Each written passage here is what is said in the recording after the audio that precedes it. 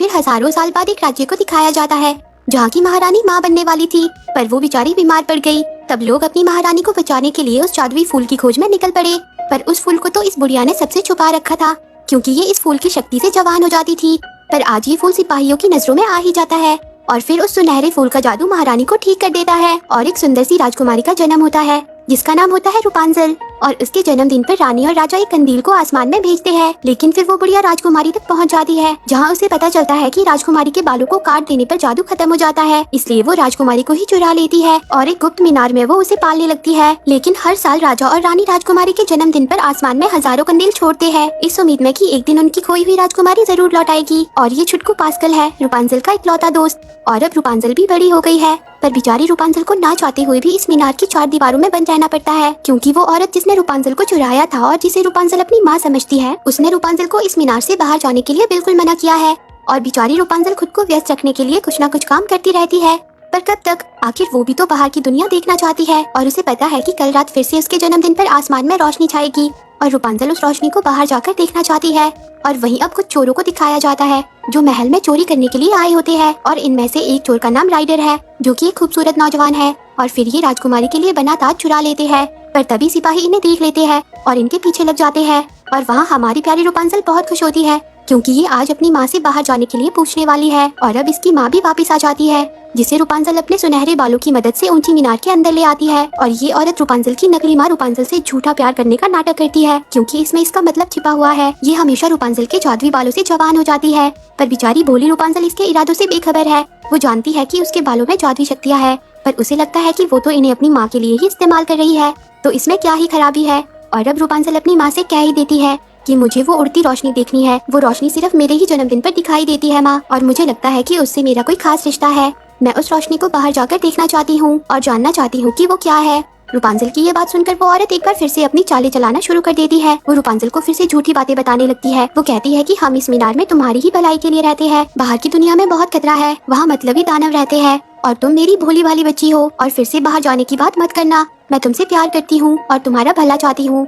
जिसके बाद वो फिर से बाहर चली जाती है और बेचारी रूपांजल फिर से उस मीनार में अकेली हो जाती है। और वहाँ उन चोरों के पीछे अभी भी सिपाही लगे होते हैं और सिपाहियों से बचते बचते राइडर अपने 2 उल्लू दोस्तों को बेवकूफ बना देता है और ताज वाला झोला लेकर भाग जाता है, जहाँ मैक्सिमस नाम का शाही घोड़ा उसके पीछे पड़ जाता है और वो दोनों झोले के चक्कर में खाई में गिर जाते हैं, जहाँ राइडर मैक्सिमस से छुपता हुआ गुफा की दूसरी तरफ आ जाता है, जहाँ उसे वो मीनार नजर आ जाती है और वो मैक्सिमस से छुपने के लिए उस मीनार के अंदर आ जाता है। पर वहाँ रूपांजल राइडर को बेहोश कर देती है, क्योंकि वो किसी भी इंसान से पहली बार मिली थी, इसलिए वो उसे देखकर घबरा गई थी। और अब रूपांजल और पास्कल राइडर को चेक करते हैं कि क्या वो एक दानव है, पर राइडर तो एक आम इंसान होता है। रूपांजल जल्दी से राइडर को अपनी अलमारी में बंद कर देती है ताकि वो अपनी माँ को बता सके कि मैं अपने आप को संभाल सकती हूँ, और तभी वो राइडर के झोले में पड़े ताज को देख लेती है, जिसे पहनकर रूपांजल बहुत ही सुंदर लगती है।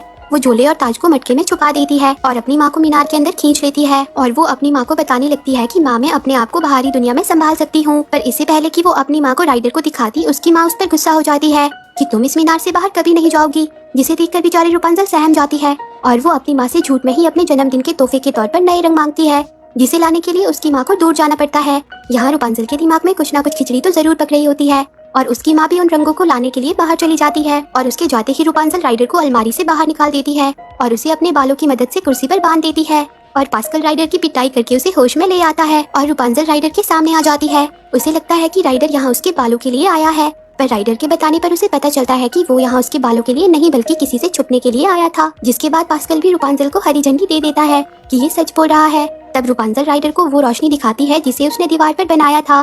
फिर राइडर से उसे पता चलता है कि ये तो कंदील है राजकुमारी वाले। ये सुनकर रूपांजल खुश हो जाती है और राइडर से एक सौदा करती है। वो राइडर के साथ कंदील देखने जाने की बात करती है और फिर वापस आकर उसका झोला उसे लौटा देने का वादा करती है और राइडर को ये भी बताती है कि मेरी मदद के बिना तुम अपना झोला कभी नहीं ढूंढ पाओगे, जिस पर राइडर उसका ये सौदा मान लेता है। और फिर रूपांजल और पास्कल राइडर के साथ मीनार से बाहर आ जाते हैं, जहाँ रूपांजल पहली बार जमीन पे कदम रखती है और आज रूपांजल की खुशी का तो कोई ठिकाना ही नहीं रहता।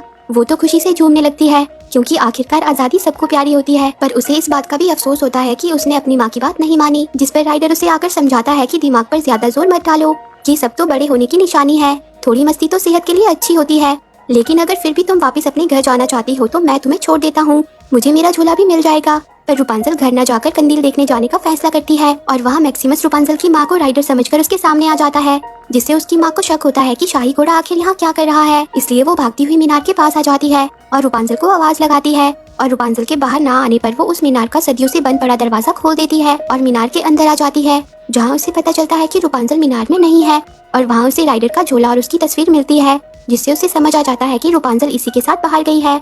और वहाँ राइडर रूपांजल को लेकर एक डेंजरस जगह पे आ जाता है, जहाँ सारे चोर उचक्के डाकू रहते हैं, जिन्हें देखकर बेचारे रूपांजल घबरा जाती है। पर रूपांजल को डराने के चक्कर में उल्टा राइडर ही अपनी चाल में फंस जाता है। वो सब चोर सिपाहियों को बुलाने की बात करते हैं और राइडर को पकड़वाकर इनाम पाने के लिए लड़ने लगते हैं। पर तभी रूपांजल उन सबको रोक देती है और उन्हें बताती है कि ये मेरा कंदील देखने का सपना पूरा करने के लिए ले जा रहा है। क्या तुम लोगों ने कभी कोई सपना नहीं देखा? और रूपांजल की ये बात सुनकर वो सब इमोशनल हो जाते हैं और रूपांजल को एक एक करके अपने सपने के बारे में बताने लगते हैं, जिन्हें सुनकर बेचारी रूपांजल भी खुश हो जाती है और वो सब खुशी से झूमने लगते हैं। पर तभी वहाँ सिपाही आ जाते हैं, जिन्होंने राइडर के साथियों को भी गिरफ्तार किया होता है। पर अब वो चोर उचक्के राइडर और रूपांजल की वहाँ से भागने में मदद करते हैं, जिससे बेचारी रूपांजल बहुत खुश होती है।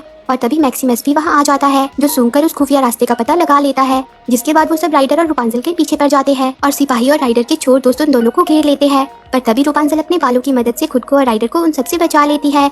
पर इस बीच वहाँ बना बांध टूट जाता है और रूपांजल और राइडर एक गुफा के अंदर फंस जाते हैं, जहाँ धीरे धीरे पानी भरने लगता है। और वहाँ से बाहर निकलने के चक्कर में राइडर के हाथ में चोट भी लग जाती है। पर वहाँ बहुत ही अंधेरा होता है, जिस वजह से उन्हें कुछ भी नजर नहीं आता, जिससे बेचारी रूपांजल बहुत उदास हो जाती है। उसे लगता है कि ये सब उसकी वजह से हुआ है। वो राइडर से माफी मांगती है, पर राइडर रूपांजल को इस तरह रोता देखकर उसे अपना असली नाम बता देता है और उसका असली नाम यूजीन होता है। जिस पर रूपांजल भी कह देती है कि मेरे बाल भी जादुई है, जो चमकते हैं जब मैं गाना गाती हूँ। और तभी उसे आइडिया आ जाता है, वो जल्दी से गाना गाने लगती है, जिससे उसके बाल चमक उठते हैं और उनकी चमक से उन्हें बाहर जाने का रास्ता दिख जाता है। और वो जल्दी से उस गुफा के बाहर आ जाते हैं और राइडर रूपांजल के चमकते बालों को देखकर सदमे में होता है कि किसी के बाल चमक कैसे सकते हैं। और वहाँ रूपांजल की माँ को राइडर के दो साथी मिल जाते हैं, जिनकी बातों से उसे पता चलता है कि वो दोनों भी राइडर के पीछे पड़े हैं। इसलिए वो उन दोनों को ताज और झोला दे देती है और वो उन दोनों के साथ मिल जाती है। और वहीं रूपांजल अपने जादुई बालों की मदद से राइडर के हाथ के जख्म को ठीक कर देती है, जिसे देखकर राइडर भी चौंक जाता है। वो रूपांजल से जानना चाहता है कि तुम्हारे बाल जादुई कैसे बन गए। तब रूपांजल उसे बताती है कि ये तो हमेशा से ही ऐसे थे।